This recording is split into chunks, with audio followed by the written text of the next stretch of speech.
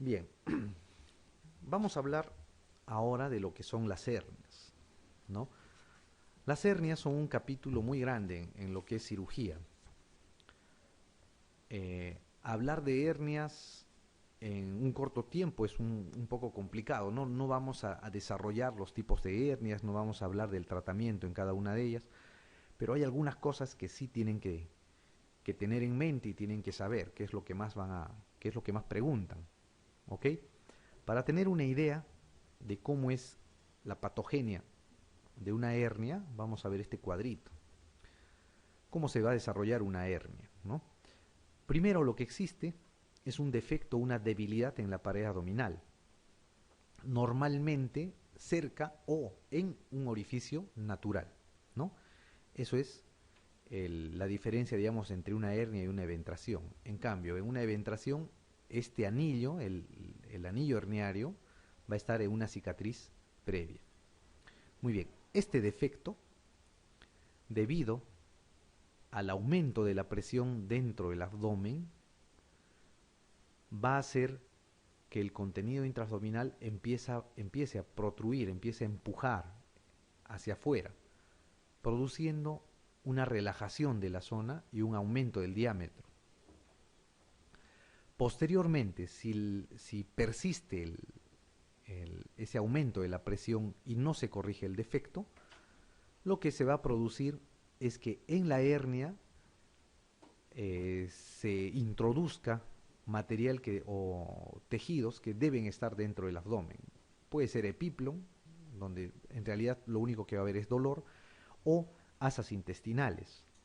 Si las asas intestinales quedan atrapadas ahí, va a estar como en una cárcel. A eso se le llama la hernia encarcerada, ¿no es cierto? Si a este tejido que está encarcerado empieza a comprometerse su vasculatura, ¿no? Se empieza a estrangular, se le va a llamar la hernia estrangulada, lo cual constituye ya una emergencia quirúrgica, ¿no? Que se tiene que operar de inmediato. Muy bien, entonces el principal factor, como habíamos dicho, es el aumento de la presión intraabdominal, ¿ok? Que va a producir la hernia sobre un defecto o una debilidad ya establecida. Ahora, la pregunta 16 dice, indique cuál de estos factores no predispone a la aparición de hernias, ¿no?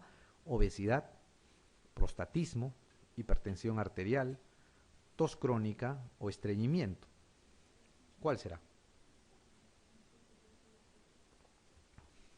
La obesidad, ¿tendrá que ver o no? Sí, ¿no es cierto? Los obesos tienen más presión dentro del abdomen, porque así como crece la grasa fuera de ellos, dentro del abdomen va a crecer, va a aumentar también el tejido graso. Y obviamente el obeso no es muy adepto a hacer ejercicios, por ende su pared abdominal es más débil, por ende va a haber más predisposición a tener hernias. El prostatismo. El paciente prostático en general es un paciente pujador, pues, ¿no? Para poder miccionar tiene que pujar. El hecho de pujar aumenta la presión intraabdominal, es un factor de riesgo también. La hipertensión arterial, nada que ver, ¿no es cierto? No tiene nada que ver con las hernias. La tos crónica, al igual que el prostatismo, ¿no? La tos aumenta la presión intraabdominal, el estreñimiento también, son pacientes que pujan. Entonces aquí la respuesta es la C, ¿no es cierto? Es lo falso. Bien. ¿Qué más vamos a ver? Las partes de una hernia, ¿no? La hernia como tal tiene sus partes. ¿Cuáles son estas? En la pared abdominal va a tener el anillo herniario. Este anillo herniario puede estar en un orificio o un defecto natural, ¿ok? En ese caso se le va a llamar hernia. O puede estar en un defecto adquirido, ¿no? En una incisión previa. En ese caso se le llama eventración. ¿Okay? Esa es la diferencia entre una hernia y una eventración. El resto es igual, tienen lo mismo, ¿no? En una eventración, el defecto o el anillo herniario está en una incisión previa. En cambio, en una hernia está en un orificio natural o en un defecto natural. Muy bien. Tenemos el anillo. Después se va a continuar con una estrechez que le llaman el saco, el cuello, y posteriormente en una bolsa, ¿no?, que va a estar albergando el contenido. A esta bolsa se le va a llamar el saco herniario. Este saco herniario no es otra cosa que la prolongación del peritoneo. No, se supone que aquí debía continuar el peritoneo, después la capa muscular, la fascia, la piel, la grasa, ¿no es cierto? Cuando hay una hernia, no va a haber músculo, no va a haber fascia, entonces el peritoneo se va a meter o va a protruir hacia afuera y va a formar el saco. Ustedes saben que el peritoneo tiene una grasa que le llaman la grasa preperitoneal. Siempre hay grasa delante del peritoneo. Esa grasa preperitoneal, al protruir, va a arrastrar se va a arrastrar esta grasa hasta fuera con el saco. A eso se va a llamar el lipoma preherniario, ¿no? Muchas veces uno entra y dice, este es el lipoma preherniario. Pero en realidad es la grasa preperitoneal que ha sido arrastrada. Entonces no se olvide, anillo, cuello y saco, ¿no? Esas son las partes de la hernia. Además está el contenido, pues, ¿no?, que puede ser grasa preperitoneal, puede ser asas intestinales, puede ser epíplon, ¿no? Cualquier contenido que esté o que debería estar dentro del abdomen y protruye hacia afuera. Respecto al contenido, si se puede reducir, es una hernia reductible, ¿ok? Si no se reduce, es una hernia incarcerada. Si es que está comprometida la vascularización del contenido dentro de la hernia, es una hernia estrangulada. Si es que el contenido de la hernia se reduce, pero inmediatamente vuelve a protruir, es una hernia incoercible. ¿Ok? No se olviden, hernia reductible es la que se reduce. Incarcelada, la que no se puede reducir, pero tiene su vascularidad normal. Estrangulada es la que su vascularidad está comprometida. ¿Ok? Y la incoercible es aquella que ustedes la reducen y va a volver a protruir espontáneamente, sin necesidad que el paciente puje. Muy bien. Las hernias abdominales van a clasificarse en dos partes, ¿no es cierto?, o en dos grandes tipos: las hernias abdominales anteriores y las de la región abdominal posterior, ¿no?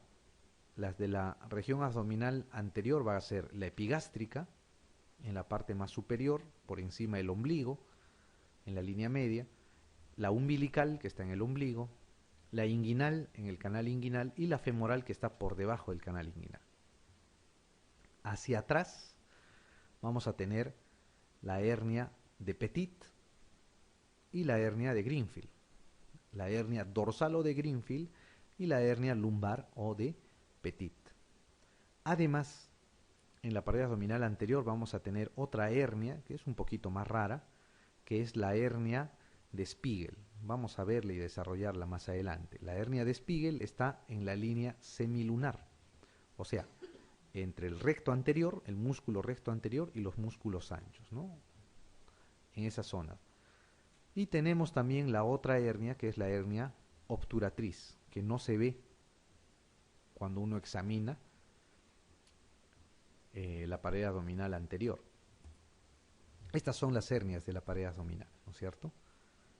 Vamos a ver. En la hernia inguinal, de repente, es la hernia más frecuente de todas, ¿ok? Tenemos la inguinal directa y la inguinal indirecta. Vamos a desarrollar cada una de ellas. La indirecta, si es que el saco o la tumoración llega hasta el escroto, se llama inguinoescrotal. Si es que llega hasta la vulva, se llama inguino vulvar. Si tiene la hernia inguinal los dos componentes, el componente directo y el componente indirecto, se llama hernia inguinal en pantalón. Existe la hernia crural, que está por debajo por debajo de la hernia inguinal. Existe también la hernia deslizada. Se llama así cuando una víscera acompaña al saco, ¿ok? Y cuando ustedes aperturan el saco, la pared posterior del saco herniario está formado por una víscera. la hernia umbilical que está al medio, la hernia de Spiegel, que ya les comenté que vamos a desarrollar, la hernia obturatriz. Su característica principal es que va a ser que es más difícil de diagnosticar porque no se puede palpar a través del abdomen. La hernia epigástrica, que es la que más dolor produce. Tenemos la hernia umbilical. Y más raros son las hernias perineales, las hernias ciáticas, hay hernias internas también. Muy bien. ¿En cuál de las siguientes hernias dice el dolor es el síntoma más característico? La hernia umbilical, la hernia de Spiegel, la inguinoescrotal, la epigástrica o la inguinal directa. ¿En cuál es? En la epigástrica, ¿no es cierto? La epigástrica. Su principal signo es el dolor. Muy bien, la pregunta 18 dice, la hernia que presenta más dificultad para el diagnóstico preoperatorio es la umbilical, la inguinal directa, la femoral, la obturatriz o la inguinal indirecta. ¿Cuál será? La obturatriz, ¿no es cierto? La hernia obturatriz. ¿Por qué? Porque esta hernia no se puede palpar a través del abdomen. Normalmente uno entra a un paciente a operar por una obstrucción intestinal, no sabe la causa o cree que es otra cosa, un cáncer, etc. Y cuando entra se da con la sorpresa de que hay una hernia obturatriz. Entonces, la que presenta más dificultad para el diagnóstico preoperatorio es la hernia obturatriz.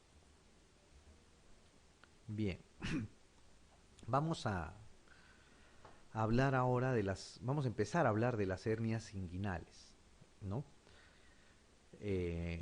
Existe una zona anatómica en el cuerpo humano que está en la región inguinocrural. Es una zona donde va a existir debilidad natural de la pared abdominal. A través de estas debilidades se van a presentar las hernias inguinales, sea directas o indirectas, y las hernias crurales. Esta zona de debilidad se le llama el cuadrilátero miopectíneo de Fruchat, ¿ok? Ese es su nombre. Es un área por donde van a aparecer todas las hernias inguinocrurales, las inguinales directas, las indirectas y las crurales. Hay un gráfico más adelante que nos va a servir para ver los límites, ¿no? Pero para ir adelantando, los límites de este cuadrilátero son, en el límite superior está el oblicuo menor y el transverso, cuyos tendones se unen y forman el tendón conjunto. ¿Ok? Entre el límite superior les podrían poner que es el tendón conjunto también. El límite inferior es el ligamento pectíneo o el ligamento de Cooper. ¿Ok? El límite externo es el psoas y el interno el recto anterior del abdomen. Vamos a ver lo que estamos hablando acá. Ok, este es un esquema que les muestra la zona inguinocrural. Este músculo que está acá es el oblicuo mayor, ¿no? Obviamente que está cortado. El oblicuo mayor, que es el músculo ancho más superficial del abdomen, va a enviar una proyección hacia la parte inferior para reforzar un ligamento que va de la espina ilíaca anterosuperior a la espina ilíaca anteroinferior. Ese ligamento se llama el ligamento inguinal. Ok. Detrás de este músculo oblicuo mayor, ¿no?, profundo a él, vamos a tener los otros dos músculos anchos. El oblicuo menor, que es este, que está en número 2, y en 3 el transverso. Okay. Entonces, el oblicuo menor y el transverso van a formar un tendón único, al cual le van a llamar el tendón conjunto. Este tendón conjunto va a estar localizado en esta parte, ¿no?, donde está la manito. Entonces, ese es el límite superior del cuadrilátero miopectíneo. Este músculo que está en 4, con número 4, es el recto anterior del abdomen, ¿no? Va desde la pared torácica, desciende de manera vertical hasta la rama horizontal del pubis. El borde externo de este músculo es el límite interno. del cuadrilátero miopectíneo.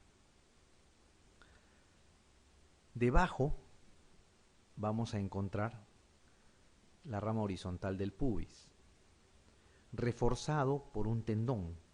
Ese tendón se llama el ligamento de Cooper, que va a ser el límite inferior. Y por fuera va a estar este músculo, que es el músculo psoas-ilíaco, ¿no? Este es el cuadrilátero miopectíneo de Fruchat. Tendón conjunto arriba, recto anterior hacia adentro, ligamento de Cooper abajo y psoas ilíaco hacia afuera, ¿no? Es un cuadrilátero. Este cuadrilátero va a estar dividido en dos triángulos mediante el ligamento inguinal. Por el triángulo de arriba van a salir las hernias inguinales y por debajo, por el triángulo de abajo, va a salir las hernias crurales, ¿no? Esa es la división del cuadrilátero miopectíneo de Fruchat. Ahora, es difícil que les pregunten, no han preguntado hasta ahora, no creo que lo hagan, los límites del cuadrilátero, pero lo que sí les pueden preguntar es por qué es importante. Y es importante porque a través de él van a salir todas las hernias de esta zona, sean inguinales o sean crurales. Y también es importante para el tratamiento.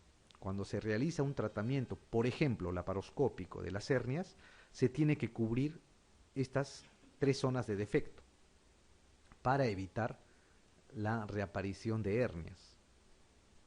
De ahí viene su importancia. Muy bien.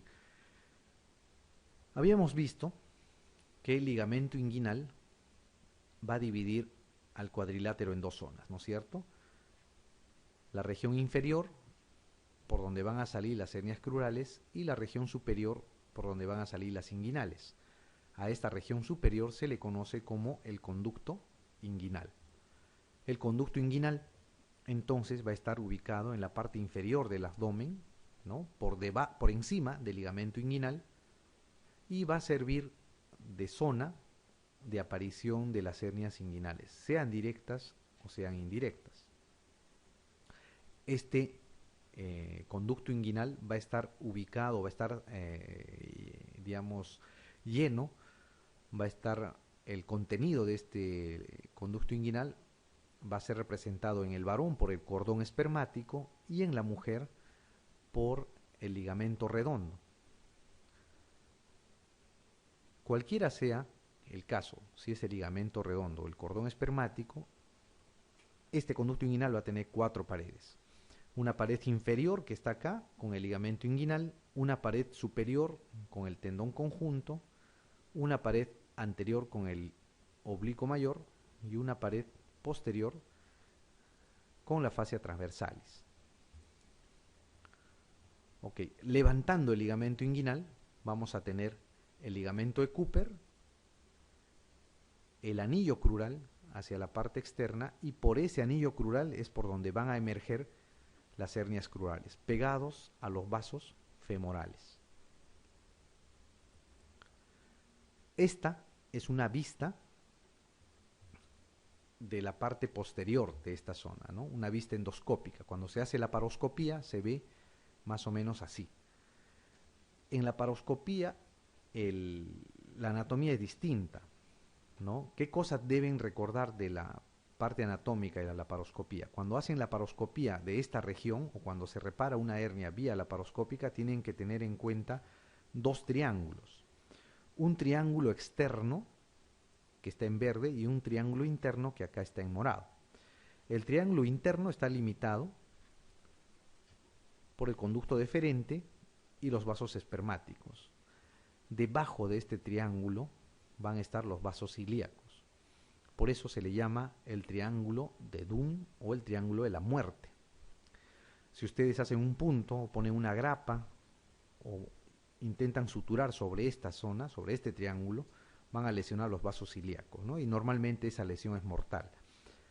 Por fuera vamos a tener el triángulo del dolor, limitado por los vasos espermáticos y el ligamento inguinal, ¿no? Si hace uno punto sobre esta zona, lo que va a lesionar son los nervios y van a producir una neuritis. Esta es una vista de una foto de una laparoscopía, ¿no? Ahí tenemos el triángulo de la muerte, el conducto eferente está acá, los vasos espermáticos, debajo están los vasos ilíacos, y por fuera de los vasos espermáticos va a estar el triángulo del dolor, ¿no? Donde no se deben hacer puntos. Entonces, en estos dos triángulos no se debe hacer ninguna maniobra, ¿no? Cuando se opera por la laparoscopía se pueden hacer maniobras por fuera de estos triángulos, pero no en estos dos. Muy bien. ¿Qué más vamos a recordar? Cuando tienen una vista, es una vista posterior de lo que es la región esta, la región inguinocrural. Cuando tienen la vista posterior, van a tener los dos triángulos, ¿no? El triángulo de la muerte, que está acá, el triángulo del dolor, que está hacia afuera. Por dentro, acá por dentro de estos dos triángulos, vamos a tener la salida de los vasos ilíacos hacia afuera. Y al lado va a estar el orificio o el defecto de las hernias crurales. Por encima va a estar el ligamento inguinal acá. Y por encima de este ligamento inguinal va a estar las hernias inguinales directas hacia adentro y las inguinales indirectas hacia afuera. La división entre hernia inguinal directa e indirecta se da por estos vasos, que son los vasos epigástricos. Ojo con ese dato, porque ese dato sirve cuando están operando, cuando van a reparar una hernia. Todo lo que está por dentro de los vasos epigástricos son hernias directas. Lo que está por fuera de los vasos epigástricos son hernias indirectas. Muy bien. Entonces vamos a reforzar lo que hemos dicho, que es parte anatómica más o menos, con, digamos, anatomía clínica, que es lo que les pueden preguntar de esto, o cosas muy puntuales de las cirugías. Vamos a hablar de la pregunta 19. Dice, el tendón conjunto está formado por la saponeurosis de, ¿qué músculos? ¿No es cierto? Oblicuo mayor y menor, transverso del abdomen, recto anterior y oblicuo mayor, oblicuo menor y transverso, o ligamento inguinal y oblicuo menor. ¿Cuál será? Ok, el oblicuo menor y el transverso. Okay. ¿Por qué preguntan el tendón conjunto? ¿No? Preguntan más de una vez que el tendón conjunto. ¿Cuál es la razón? El tendón conjunto es el tendón que se usa en las reparaciones de las hernias. ¿Okay? Los puntos, cuando se hace una reparación de las hernias, se hacen sobre el tendón conjunto. Cuando se va a colocar una malla protésica para reparar una hernia, esta malla se sutura al tendón conjunto. Entonces, por eso es importante saber cómo está formado el tendón conjunto, ¿no? Normalmente las preguntas de cualquier índole en el examen de residentado no les preguntan detalles o anatómicos o detalles clínicos que no tengan relevancia. Siempre, si las preguntas están ahí, es porque tienen alguna importancia. Entonces, el tendón conjunto es súper importante porque es la base de la reparación de las hernias inguinales, sea con tensión o sea libres de tensión, como vamos a ver más adelante, cómo se clasifica su reparación. Muy bien. La pregunta 20 fue una pregunta del MIR. Dice, el orificio miopectino de Fruchat tiene como límite superior el músculo psoas ilíaco, el músculo recto del abdomen y su vaina, el oblicuo menor y el transverso del abdomen, la línea pectínea o el arco de Douglas.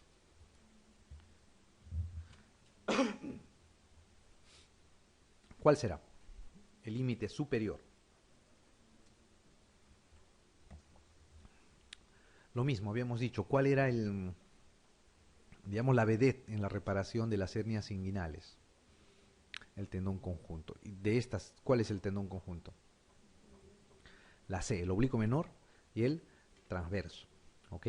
El oblicuo menor y el transverso. Muy bien.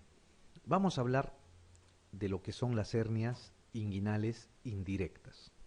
Recuerden, la clasificación de las hernias inguinales pueden ser en directas o en indirectas. Hay dos tipos de hernias inguinales. ¿Ok? Hay otros tipos de clasificación que ustedes seguro van a encontrar cuando estén leyendo, pero es difícil que les pregunten. Hay una clasificación, por ejemplo, de Nyhus, hay la clasificación de Gilbert, la clasificación de la paroscopía, que en general van a aprender o tienen que saber si es que van a ser cirujanos, pero para el conocimiento que les piden del, del examen de residentado, acuérdense de la hernia inguinal directa y la hernia inguinal indirecta.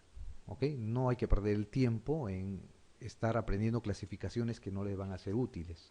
Entonces, la hernia inguinal indirecta, ¿a qué le llaman la hernia inguinal indirecta? La hernia inguinal indirecta es aquella hernia cuyo anillo, ¿no? El anillo de la hernia va a estar en el orificio inguinal profundo del conducto inguinal. ¿Ok? Recuerden, el conducto inguinal tiene dos orificios, un orificio superficial y un orificio profundo. A través del orificio profundo, esta hernia inguinal va a protruir. ¿Qué características tiene la hernia inguinal indirecta? Va a ser frecuente en el hombre joven. Es la hernia del hombre joven, es la hernia del niño. Tiene la presencia de saco congénito. Esto es importante. ¿Por qué? Recuerden ustedes que los testículos en el feto, en la formación del niño, ¿dónde están? ¿En la bolsa escrotal o están en otro lado? Están en el abdomen, ¿no es cierto? En la parte posterior. A medida que se va desarrollando el niño, los testículos van descendiendo.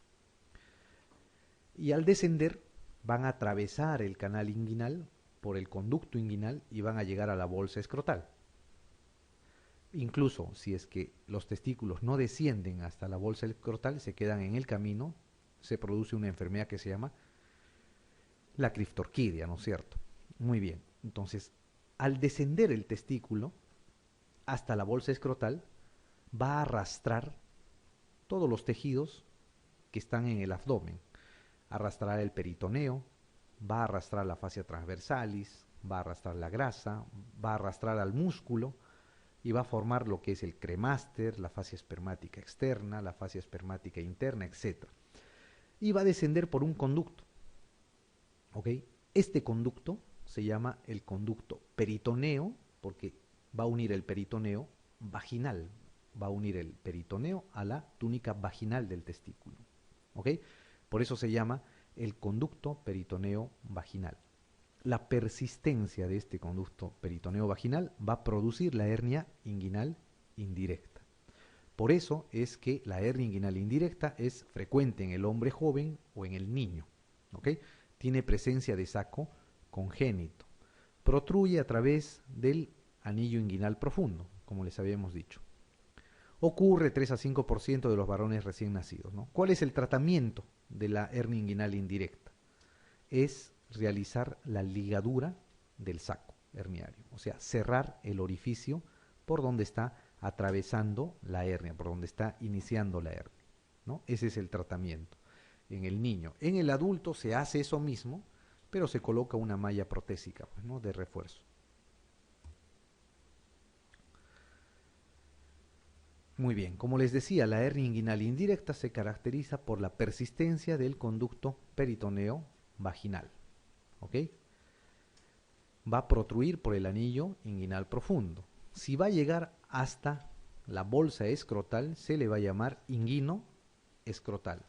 En la mujer, la cual es mucho más rara, la hernia inguinal indirecta, se va a presentar la hernia inguinobulbar si es que llega hasta la vulva.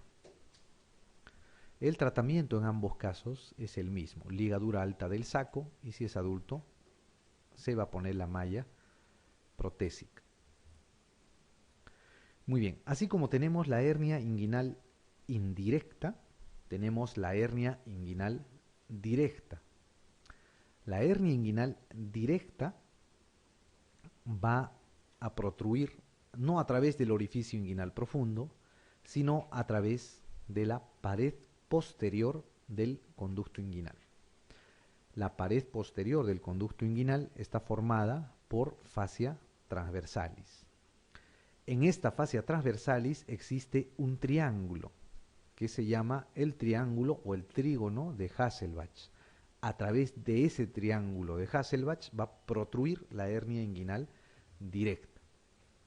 Ok, si la hernia inguinal indirecta era típico de los recién nacidos, era congénita, era de las personas jóvenes, la hernia inguinal directa va a ser típico del hombre o de las personas de edad avanzada, ¿ok? De las personas mayores. Es rara esta hernia antes de los 40 años. Por lo general se da en pacientes a partir de la cuarta o quinta década de la vida. Tiene una evolución lenta, ¿no? Empieza muchas veces solamente con dolor, con molestias a ese nivel y posteriormente, después de meses o años, se presenta la tumoración reductible. Como les decía, sale por la pared posterior del conducto inguinal, es una debilidad adquirida y va a dividir, ojo, la hernia inguinal directa de la hernia inguinal indirecta, los vasos epigástricos. O sea, los vasos epigástricos van a dividir. Todo lo que está por fuera es hernia inguinal indirecta. Todo lo que está por dentro son hernias inguinales directas. O les podrían preguntar, y han preguntado, ¿qué elemento ustedes usan para, durante la cirugía, diferenciar una hernia inguinal directa de una indirecta? ¿Qué cosa deben usar? ¿Qué deben identificar? Los vasos epigástricos. ¿Ok? Los vasos epigástricos les sirven para diferenciar una de la otra. El tratamiento de la hernia inguinal directa es la reducción del contenido y la colocación de una malla protésica. ¿Ok?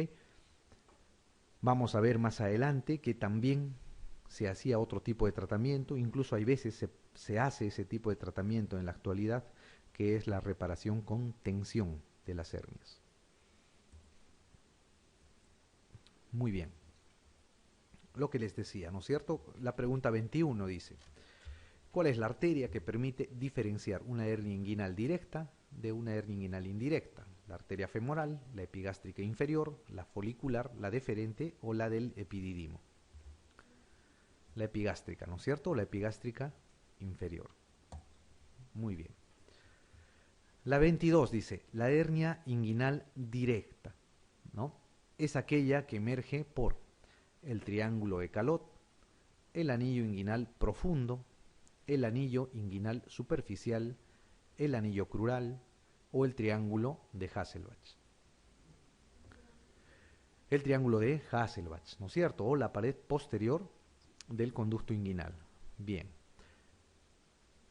A través del anillo inguinal profundo, ¿qué hernia va a salir? La indirecta. Muy bien. A través del anillo crural, las hernias crurales, pues, ¿no? Vamos a ver más adelante eso. ¿Qué cosa es el triángulo de Calot? El triángulo de Calot es un triángulo que está ubicado por debajo del hígado, ¿ok? En el hilio hepático. Nos sirve para identificar la arteria cística durante la cirugía de la vesícula biliar, ¿no? Durante la colecistectomía, ¿ok? Eso lo vamos a ver en el capítulo de vía biliar. Pero acuérdense, el triángulo de Calot sirve para eso. El anillo inguinal superficial en realidad no tiene ninguna importancia ni quirúrgica ni patológica. ¿Okay? Es un detalle anatómico nomás. El que importa es el anillo inguinal profundo. Muy bien.